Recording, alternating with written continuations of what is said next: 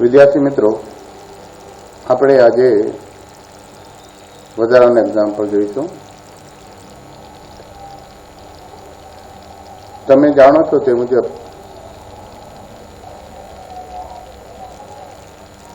ભારતીય રહીશ, ભારતીય વંશજ, રહીશ, સામાન્ય રહીશ અને બિન રહીશ માટે કરપાત્રતા અલગ અલગ હોય છે. હવે તમને દાખલો તમે મોકલ્યો છે ઓનલાઈન, તે તમે લખી દીધો હશે. એમાં જુઓ કે અંબાલાલની આકારણી વર્ષ 2021ની આવકની વિગતો આપી છે. તેના આધારે રહીશ હોય, સામાન્ય રહીશ હોય અને બિન રહીશ હોય ત્યારે એની કરપાત્રતા નક્કી કરવાની છે. બરાબર. હવે પહેલી વખત જો ભારતીય કંપનીઓમાં મૂકેલી થાપણો પરનું વ્યાજ પરદેશમાં મેળવેલ છે. કંપની ક્યાંની? તો ભારતીય. આવક ક્યાં મેળવી? પરદેશમાં. બરાબર. તો આવકનું મૂળ સ્થાન એ ભારત છે, એટલે ભારતમાં ઉપજેલી લેણી થયેલી આવક ગણાય. એ બધા જ પ્રકારના કરદાતાઓ માટે કરપાત્ર ગણાય. બરાબર. એટલે જુઓ, લખો જવાબમાં 4 કોલમ પાડો. પહેલી કોલમ આવકની વિગત, બીજી કોલમ સામાન્ય રહીશ, ત્રીજી કોલમ રહીશ અને ચોથી કોલમ બિન રહીશ. બરાબર. હવે આવકની વિગતમાં લખો ભારતીય કંપનીઓમાં મૂકેલી થાપણો પરનું વ્યાજ પરદેશમાં મેળવેલ છે. એટલે ભારતની આવક છે એ બધા જ પ્રકારના કરદાતાઓ માટે કરપાત્ર ગણાશે. એટલે બધામાં લખી દો 60,000, 60,000, 60,000. બરાબર. હવે બીજી જુઓ. હવે આના પછી 12 લીટી છોડ્યા પછી નીચે નોંધ લખો. 12 લીટી છોડો પછી નોંધ લખો. નોંધ 1. ભારતીય કંપનીમાં મૂકેલી થાપણ પરનું વ્યાજ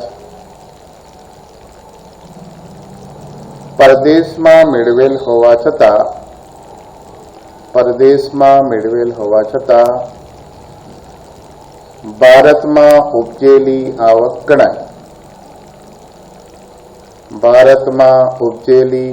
ગણાય. તેથી બધા જ પ્રકારના કરદાતાઓ માટે કરપાત્ર છે.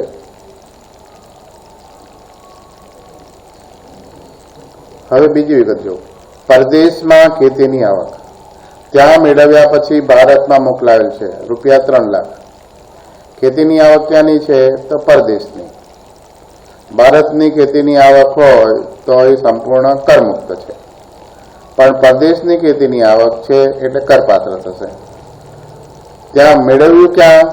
પરદેશમાં. એટલે પ્રથમ વાર પ્રાપ્તિ ક્યાં? પરદેશમાં.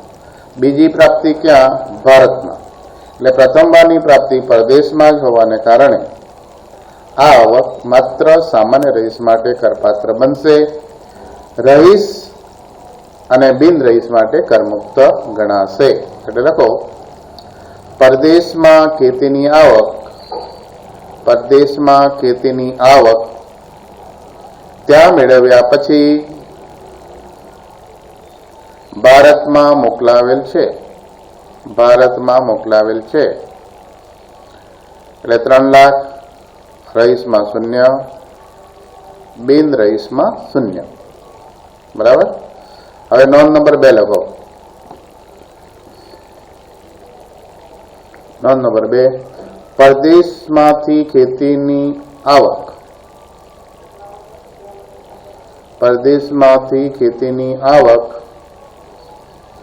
પ્રથમ પ્રાપ્તિ પરદેશમાં છે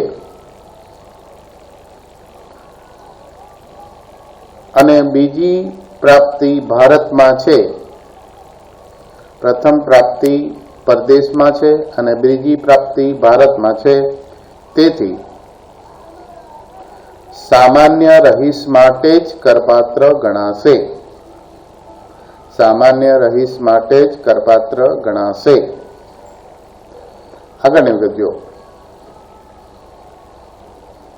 મુંબઈ સ્થિત મકાન મિલકતોનો વેચાણનો નફો મેળવ્યો ક્યાં છે? જે જાપાનમાં મેળવેલ છે, 4,50,000.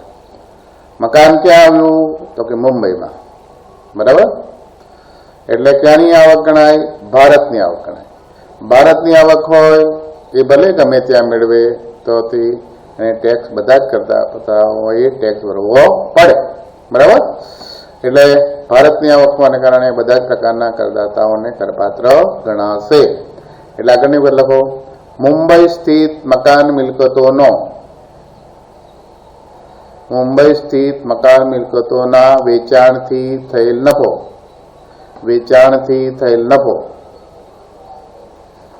4,50,000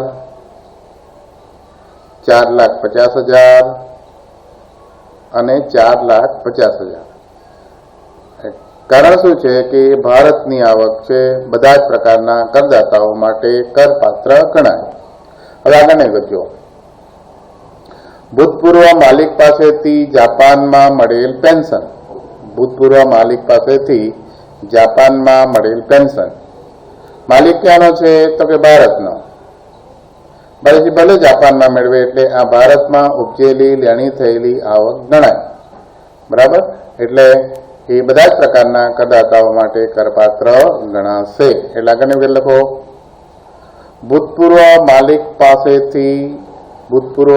પાસેથી જાપાનમાં મળેલ પેન્શન બધા જ પ્રકારના કરદાતાઓ માટે કરપાત્ર છે. 5 લાખ, 5 લાખ અને 5 લાખ. બરાબર. 5 લાખ, 5 લાખ અને 5 લાખ. આગળની વિગત જુઓ.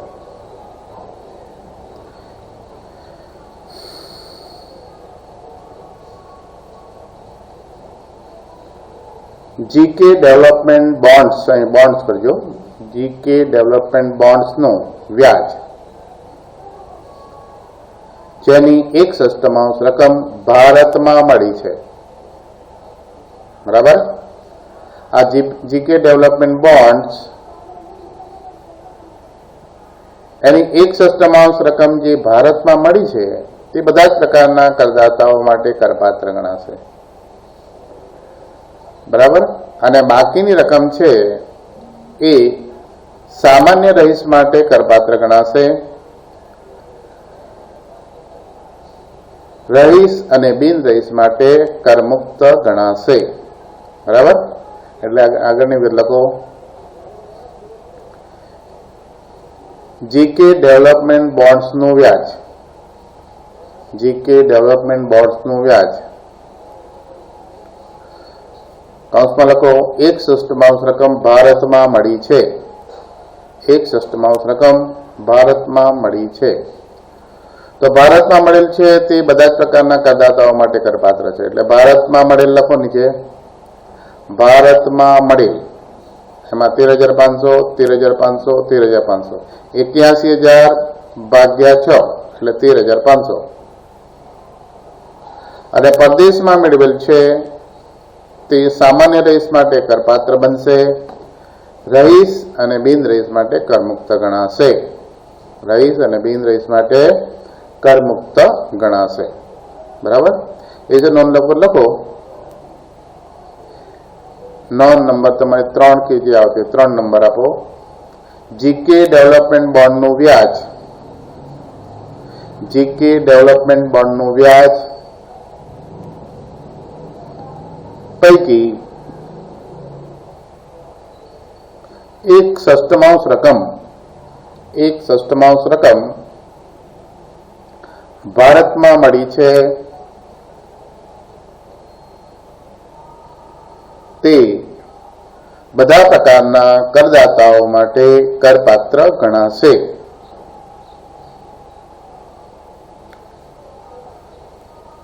બાકીની રકમ પરદેશમાં મળી છે તે સામાન્ય રહીશ માટે કરપાત્ર ગણાશે. સામાન્ય રહીશ માટે કરપાત્ર ગણાશે. હવે આગળની વિગત જુઓ. યુકે સ્થિત મકાન મિલકતોમાંથી કમાયેલ આવક, યુકે એટલે ભારત બહાર, મેળવેલ આવક ક્યાં છે? ભારતમાં. બરાબર.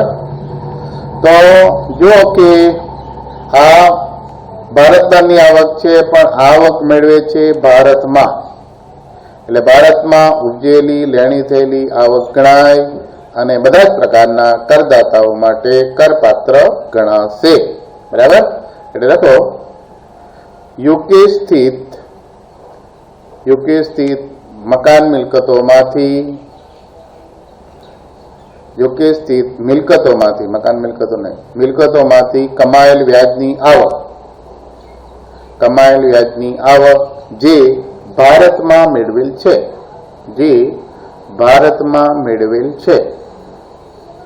ભારતમાં મેળવેલી હોવાને કારણે બધા જ પ્રકારના કરદાતાઓ માટે કરપાત્ર ગણાશે. એટલે 2,50,000, 2,50,000 અને 2,50,000. બરાબર. હવે પરદેશમાં મેળવ્યું હોત તો સામાન્ય રીત માટે જ કરપાત્ર થાય, પણ ભારતમાં મળી છે એટલે બધા જ પ્રકારના કરદાતાઓ માટે કરપાત્ર ગણાશે. આગળની વિગત જુઓ. જાપાનના ધંધાની આવક જેનું નિયંત્રણ મુંબઈમાંથી થાય છે. બરાબર. તો જેનું નિયંત્રણ ભારતમાં થતું હોય તે સામાન્ય રહીશ અને રહીશ માટે કરપાત્ર થાય. જે પૈકી 7 લાખ રૂપિયા ભારતમાં મેળવેલ છે. બરાબર. જે પૈકી 7 લાખ ભારતમાં મેળવેલ છે તે બધા જ પ્રકારના કરદાતાઓ માટે કરપાત્ર ગણાય. બરાબર. એટલે 7 લાખ રૂપિયા એ રહીશ બિન રહીશ માટે પણ કરપાત્ર થશે અને 11 લાખ રૂપિયા એ સામાન્ય રહીશ માટે પણ કરપાત્ર ગણાશે.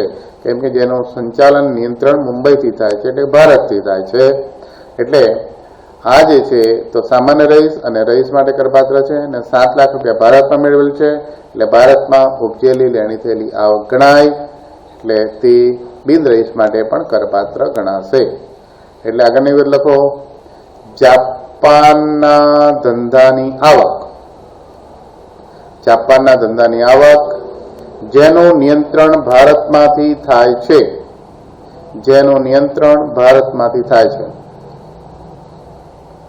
એમાં લખો નીચે ભારતમાં મળેલ એ બધા જ પ્રકારના કરદાતાઓ માટે કરપાત્ર.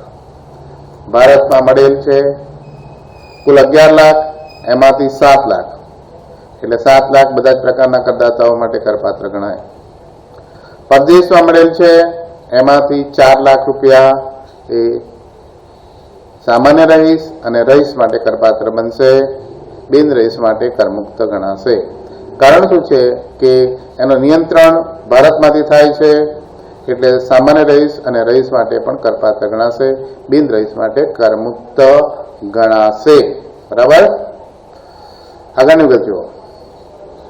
જાપાનમાં ચાલતા ધંધાની અગાઉના વર્ષોની આવક જુલાઈ 2019માં લાવ્યા. જુલાઈ 2019 એટલે 19-20માં લાવ્યા, એટલે પાછલા વર્ષમાં લાવ્યા.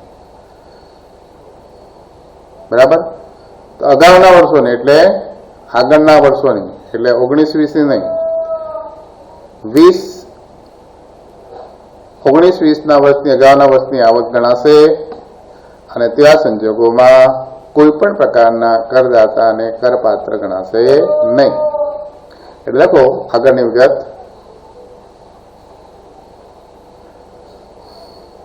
જાપાનમાં ચાલતા ધંધાની અગાઉના વર્ષોની આવક પાછલા વર્ષમાં ભારત લાવ્યા તો સામાન્ય રહીશ માટે પણ 0, રહીશ માટે પણ 0 અને બિન રહીશ માટે પણ 0. એટલે દરેકના કોલમમાં 0 0 0 કરી દો. આગળની વિગત જો. ભારતમાં ચાલતા ધંધા નફો જેનું સંચાલન પરદેશમાંથી થાય છે, જેનું સંચાલન પરદેશમાંથી થાય છે અને 50% નફો પરદેશમાં મેળવેલ છે, 50% નફો પરદેશમાં મેળવેલ છે. એ જે છે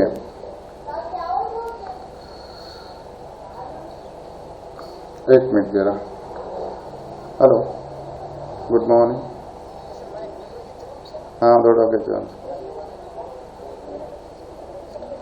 ओके ओके.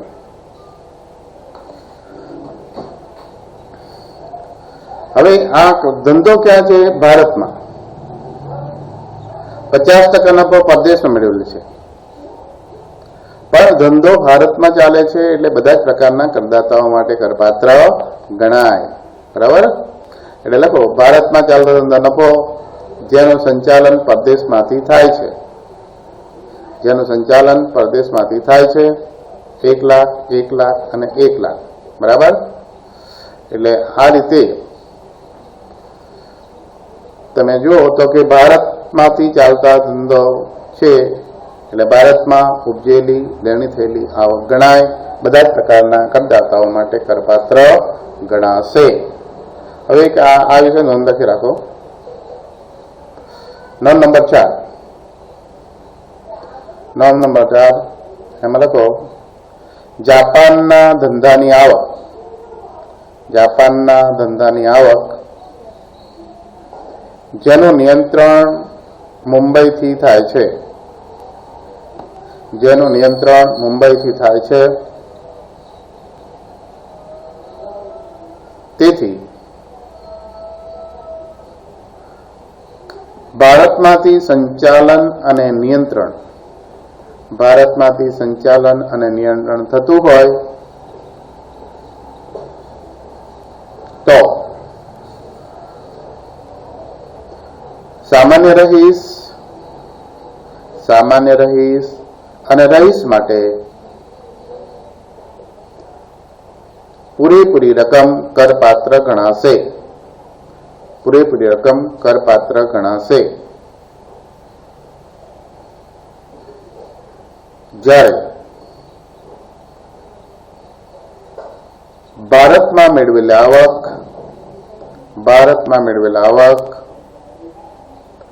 બધા જ પ્રકારના કરદાતાઓ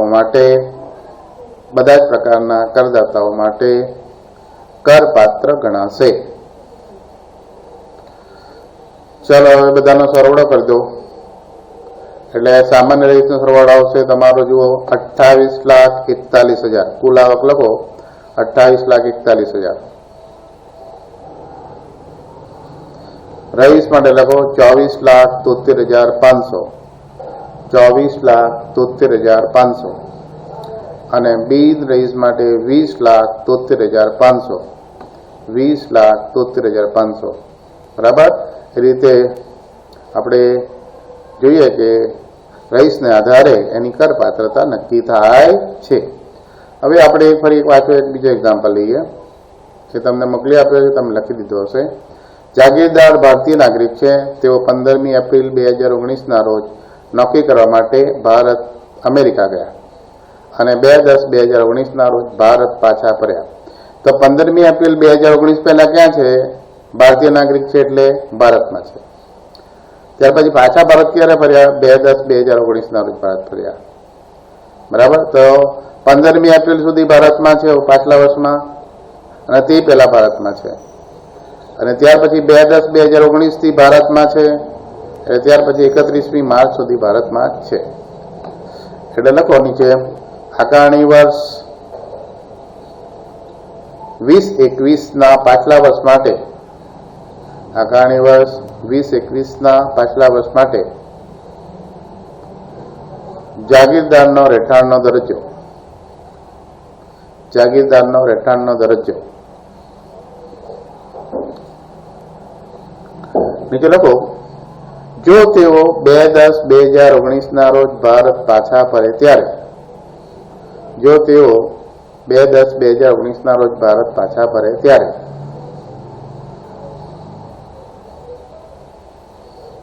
આકારણી વર્ષ 2021, પાછલું વર્ષ 1920, સમયગાળો આવશે 1/4/2019 થી 31/3/2020. બરાબર. હવે લખો નીચે પાછલા વર્ષના વસવાટના દિવસો. હવે આમાં જરા આ ખોટું આ લખતા નહીં. ચાલો, પહેલા 15મી એપ્રિલ એ ભારત બહાર ગયા છે એટલે ભારતમાં 15 એપ્રિલ સુધી છે. 15મી એપ્રિલ એટલે કે એનું વર્ષ આવે 1920, એટલે 15 દિવસ એ ભારતમાં છે. ત્યાર પછી ફરી ભારતમાં ક્યારે આવ્યા તો 2/10/2019. બરાબર. એટલે 2/10/2019 એટલે ઓક્ટોબરમાં આવ્યા, 2 તારીખે આવ્યા એટલે પહેલી તારીખ એક દિવસ નથી ભારતમાં, એટલે ઓક્ટોબરના 31 દિવસ, એમાંથી એક દિવસ ભારતમાં નથી એટલે 30 દિવસ. બરાબર. ઓક્ટોબરના 31 દિવસ, એમાંથી બીજી તારીખથી ગણાય એટલે એક દિવસ ભારતમાં નથી એટલે 30 દિવસ. પછી નવેમ્બરના 30, ડિસેમ્બરના 30, જાન્યુઆરીના 31, ફેબ્રુઆરી આ લીપ વર્ષે 2020 એટલે 29, અને માર્ચ 31. લખો આમાં 19-20 આ રીતે કોલમ પાડો. માસ પછી 2012-13, 2013-14,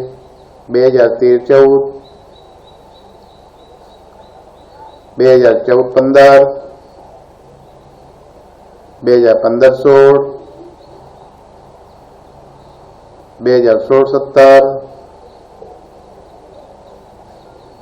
2017-18,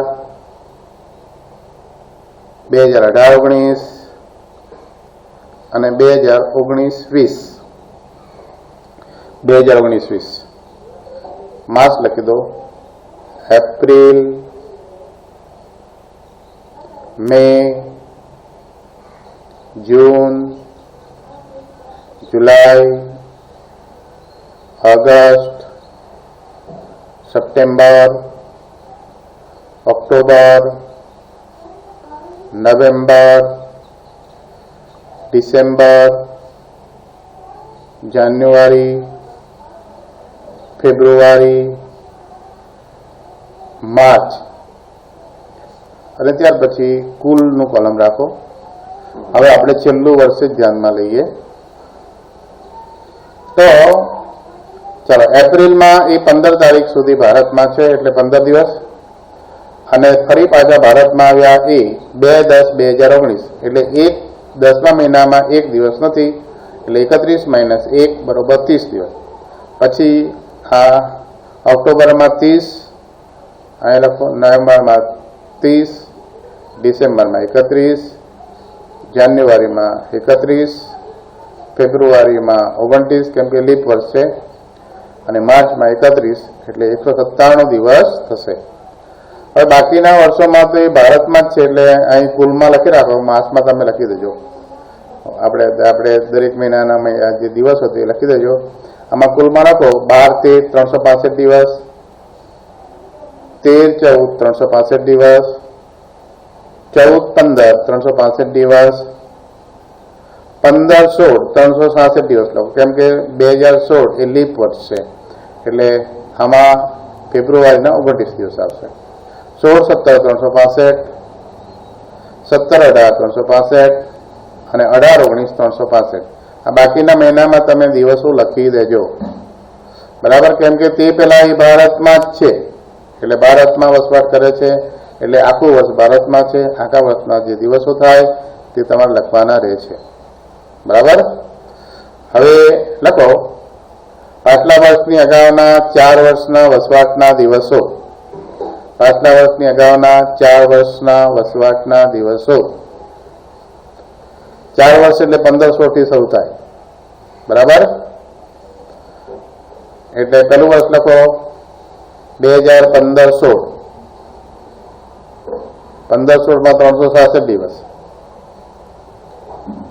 પછી 16-17 365 દિવસ, 2017-18 365 દિવસ, 2018-19 365 દિવસ, બરાબર. આ બધાનો સરવાળો તમારો 1461 દિવસ, 1461 દિવસ.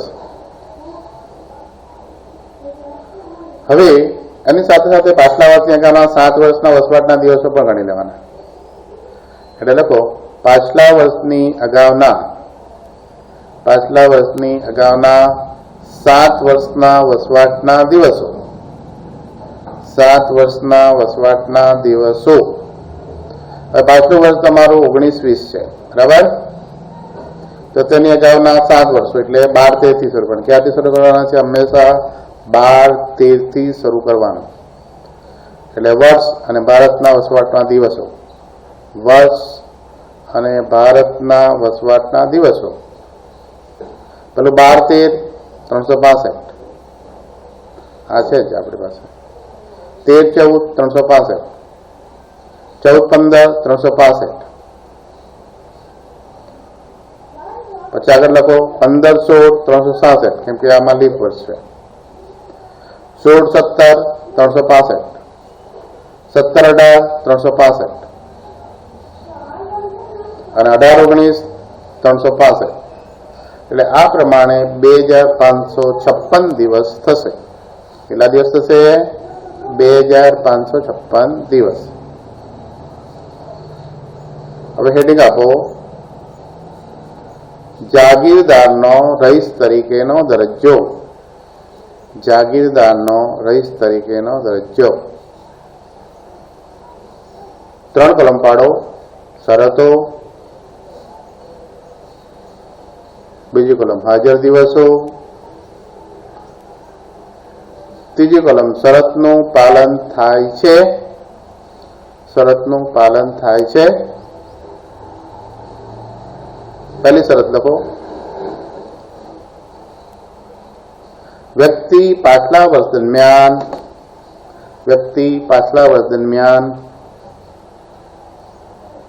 182 કે તેથી વધુ દિવસ, 182 કે તેથી વધુ દિવસ ભારતમાં વસવાટ કર્યો હોય. ભારતમાં વસવાટ કર્યો હોય.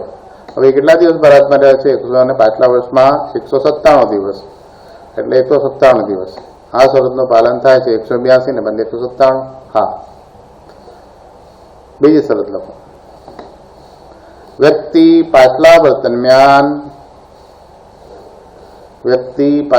દરમિયાન હવે આ ભારતીય નાગરિક છે એટલે અહીં 60 ને બદલે 182 દિવસ લેવા પડશે. પાછલા વર્ષ દરમિયાન 182 કે તેથી વધુ દિવસ, 182 કે તેથી વધુ દિવસ ભારતમાં વસવાટ કર્યો હોય. ભારતમાં વસવાટ કર્યો હોય અને પાછલા વર્ષની અગાઉના 4 વર્ષ દરમિયાન 365 કે તેથી વધુ દિવસ, 365 કે તેથી વધુ દિવસ ભારતમાં વસવાટ કર્યો હોય.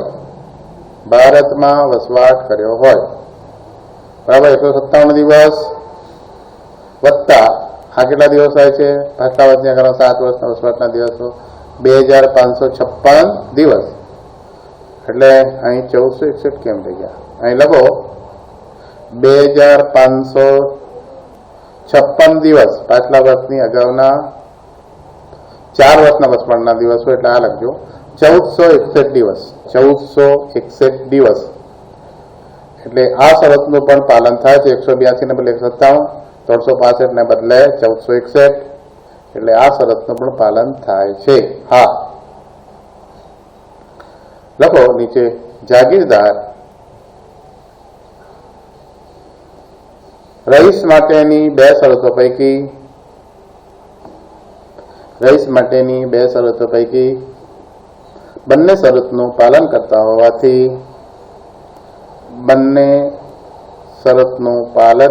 હોવાથી રઈસ તરીકેનો દરજ્જો પ્રાપ્ત કરશે.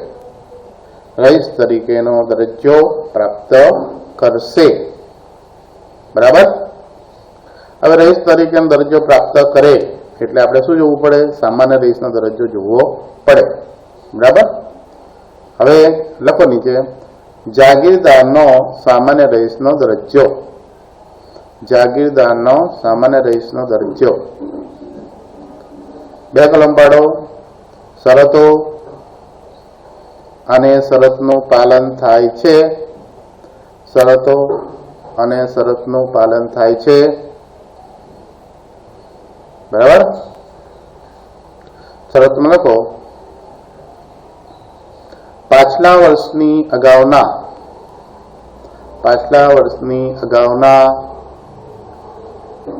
10 વર્ષમાંથી 2 વર્ષ 10 વર્ષમાંથી 2 વર્ષ રહીશ હોવો જોઈએ. રહીશ હોવો જોઈએ. હવે જુઓ કે પાછલા વર્ષે અગાઉ તો એ ભારતમાં જ છે એટલે દરેક વર્ષમાં આ રહીશ તરીકેનો દરજ્જો પ્રાપ્ત કરશે. એટલે પાછલા 10 માંથી 9 વર્ષ ભારતમાં રહીશ ગણાશે. એટલે આ શરતનું પાલન થાય છે. એટલે હા. પછી બીજી શરત લખો પાછલા વર્ષની અગાઉના 7 વર્ષમાં 730 દિવસ કે તેથી વધુ દિવસ 730 દિવસ કે તેથી વધુ દિવસ ભારતમાં વસવાટ કર્યો હોય. તો આપણે ગણ્યું છે કે એ 2556 દિવસ ભારતમાં વસવાટ કરે છે. 2556 દિવસ 730 દિવસના બદલે 2556 દિવસ વસવાટ કરે છે. એટલે આ શરતનું પણ પાલન થાય છે. બરાબર. એટલે લખો શ્રી જાગીરદાર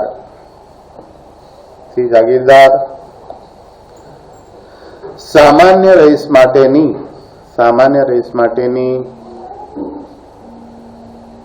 2 વધારાની શરતોનું પાલન કરતા હોવાથી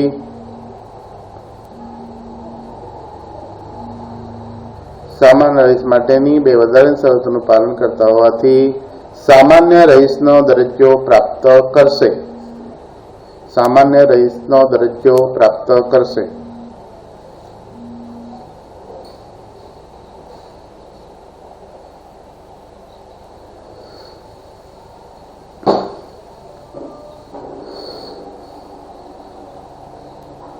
હવે એક ટૂંકો પ્રશ્ન છે, લખી રાખો. ભારત સરકારના કર્મચારીએ પરદેશમાં મેળવેલ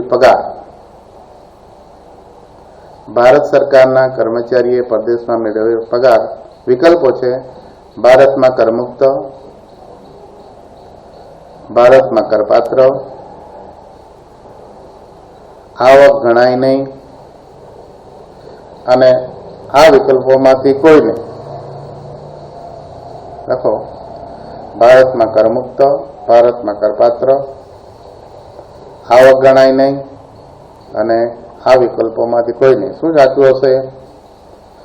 ભારત સરકારના કર્મચારી એટલે ભારતમાં ઉપજેલી લેણી થયેલી આવક ગણાય એટલે એ ભારતમાં કરપાત્ર ગણાશે. એટલે બી વિકલ્પ અહીં સાચો છે. બરાબર. એટલે હવે આ રીતે જોઈએ તો વ્યક્તિ માટે જે રહેઠાણના દરજ્જાઓ છે તે આપણે જોયું. તો તે જ પ્રમાણે જે બીજા દરજ્જાઓ છે તે આપણે જોઈશું. બીજા દરજ્જાઓ એટલે કે હિન્દુ અવિભક્ત કુટુંબ, ભાગીદારી પેઢી, ત્યાર પછી શખ્સો, એના દરજ્જાઓમાં કેવી રીતે કરપાત્રતા નક્કી થાય તે જોઈએ. તો હિન્દુ અવિભક્ત કુટુંબ એટલે જેમાં એક કર્તા હોય, એમાં ફેમિલીના સભ્યો હોય તેને હિન્દુ અવિભક્ત કુટુંબ કહે. તો એ ક્યારે રહીશ ગણાય? તો કે હિન્દુ અવિભક્ત કુટુંબનું સંપૂર્ણ કામકાજ, નિયંત્રણ અને વહીવટ ભારતમાં થતો હોય તો તે કુટુંબ રહીશ ગણાય. બરાબર. એટલે જે કુટુંબનું સંચાલન, સ્થાપના, નિયંત્રણ, અંકુશ બધું જ ભારતમાં થતું હોય તે હિન્દુ અવિભક્ત કુટુંબ ભારતમાં રહીશ ગણાય. હવે સામાન્ય રહીશ ક્યારે ગણાય? તો હિન્દુ અવિભક્ત કુટુંબ માટે કોઈ કરતા હોય, એટલે કે કુટુંબનું સંચાલન કરનાર વ્યક્તિ. દાખલા તરીકે તમારા દાદા હોય, પિતા હોય, કે કોઈ કે બીજા તમારા ફેમિલીના કોઈ સભ્ય હોય, તો તે જો ઓછામાં ઓછા 10 વર્ષમાંથી 2 વર્ષ રહીશ હોય અને પાછલા વર્ષની અગાઉના 7 વર્ષમાં 730 કે તેથી વધુ દિવસ હોય રહેલો હોય, ભારતમાં વસવાટ કરતો હોય, તો હિન્દુ અવિભક્ત કુટુંબનો કરતા રહીશ તરીકેનો દરજ્જો પ્રાપ્ત કરે અને સાથે સાથે સામાન્ય રહીશનો દરજ્જો પ્રાપ્ત કરે, તો હિન્દુ અવિભક્ત કુટુંબ પણ સામાન્ય રહીશ ગણાય. બરાબર? એટલે કરતા સામાન્ય રહીશ હોય તો હિન્દુ અવિભક્ત કુટુંબ પણ સામાન્ય રહીશ ગણાય. અને બિન રહીશ ક્યારે ગણાય? તો કે હિન્દુ અવિભક્ત કુટુંબનું સંપૂર્ણ કામકાજ અને નિયંત્રણ ભારત બહારથી થતું હોય, એની સ્થાપના ભારત બહાર થઈ હોય, એનું અંકુશ ભારત બહારથી થતું હોય, તો તે હિન્દુ અવિભક્ત કુટુંબ બિન રહીશ કહેવાય. બરાબર? એટલે કે એની સ્થાપના, નિયંત્રણ, વહીવટ બધું જ ભારત બહારથી થતું હોય તો તે હિન્દુ અવિભક્ત કુટુંબ એ બિન રહીશ કહેવાશે. હવે પેઢી, ભાગીદારી પેઢી અને શખ્સોનું મંડળ, તેને માટે શું? તો ભારતમાં રહીશ અને સામાન્ય રહીશ ક્યારે કહેવાય? તો કે જેનું કામકાજ અને નિયંત્રણ કે વહીવટ, જેની સ્થાપના ભારતમાં થઈ હોય તો તે ભાગીદારી પેઢી કે શખ્સોનું મંડળ રહીશ ગણાય. રહીશ ગણાય તો આપોઆપ જ એ સામાન્ય રહીશ પણ ગણાય. બરાબર? રહીશ તરીકેનો દરજ્જો પ્રાપ્ત કરે એટલે સામાન્ય રહીશનો પણ દરજ્જો પ્રાપ્ત કરે. બરાબર? એટલે કે એનું નિયંત્રણ અને વહીવટ ભારતમાં થતો હોવો જોઈએ, સ્થાપના ભારતમાં થતી હોવી જોઈએ, મુખ્ય ઓફિસ ભારતમાંથી હોવી જોઈએ, તો હા રહીશ તરીકે દરજ્જો પ્રાપ્ત કરે ને રહીશ હોય તે સામાન્ય રહીશ તરીકે દરજ્જો પ્રાપ્ત કરે. બિન રહીશ ક્યારે કહેવાય? તો કે જેના કામકાજનું નિયંત્રણ અને વહીવટ સંપૂર્ણ ભારત બહાર હોય તો તે ભાગીદારી પેઢી અને શખ્સોનું મંડળ બિન રહીશ કહેવાય. એટલે ભારત બહારથી સંચાલન થતું હોય, તેનો આપણે સ્થાપના ભારત બહાર થતી હોય, તેની મુખ્ય ઓફિસ ભારત બહાર હોય તો તે ભાગીદારી પેઢી અને શખ્સોનું મંડળ બિન રહીશ કહેવાય. બરાબર? હવે કંપનીના સંદર્ભમાં જોઈએ તો ભારતમાં રહીશ અને સામાન્ય રહીશ ક્યારે ગણાય? તો કે કંપનીની સ્થાપના ભારતમાં થઈ હોય, તેનું કામકાજનું જે નિયંત્રણ છે એ ભારતમાં જ થતું હોય, એની મુખ્ય ઓફિસ ભારતમાં હોય, તે કંપની રહીશ ગણાય. અને રહીશ ગણાતી હોવાને કારણે તે આપોઆપ સામાન્ય રહીશ પણ ગણાય. બરાબર?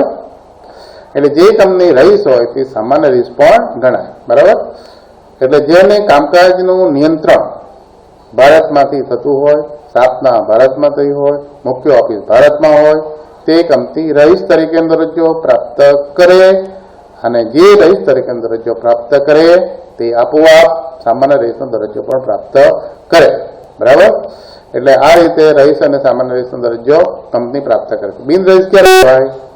તો કે ભાઈ જે કંપનીની સંચાલન અને નિયંત્રણ ભારત બહારથી થતું હોય, એની સ્થાપના ભારત બહાર થઈ હોય, મુખ્ય ઓફિસ ભારત બહાર હોય, તો તેવા સંજોગોમાં એ આ કંપની એ બિન રહીશ કહેવાય છે. હવે આગળ જોઈએ, કર ભરનાર શખ્સ એટલે કાયદા મુજબની કૃત્રિમ વ્યક્તિઓ, તેનું કેવી રીતે થાય? રહીશ અને સામાન્ય રહીશ ક્યારે કહેવાય? તો કર ભરનાર અન્ય શખ્સના કામકાજનું નિયંત્રણ અને વહીવટ ભારત બહારથી થતું હોય તો બિન રહીશ કહેવાય. અને ભારતમાંથી થતું હોય, એની સ્થાપના ભારતમાં થઈ હોય તો રહીશ તરીકેનો દરજ્જો પ્રાપ્ત કરે. અને રહીશ તરીકેનો દરજ્જો પ્રાપ્ત કરે એટલે સામાન્ય રહીશનો દરજ્જો પણ પ્રાપ્ત કરે. બરાબર? અને બિન રહીશ ક્યારે કહેવાય? તો કે જે કૃત્રિમ વ્યક્તિ છે એને કામકાજનું નિયંત્રણ અને વહીવટ સંપૂર્ણપણે ભારત બહાર હોય તો તે શખ્સ કે કૃત્રિમ વ્યક્તિ બિન રહીશ કહેવાય. આ રીતે જે બીજા શખ્સો છે તેની જે કરની જવાબદારી નક્કી કરવા માટે રહીશ તરીકેના દરજ્જાઓ આ પ્રમાણે છે. તો આ રીતે હવે આપણે આ ચેપ્ટર અહીં પૂર્ણ કરીએ છીએ. હવે પછી નવું ચેપ્ટર લેવામાં આવશે. Thank you all.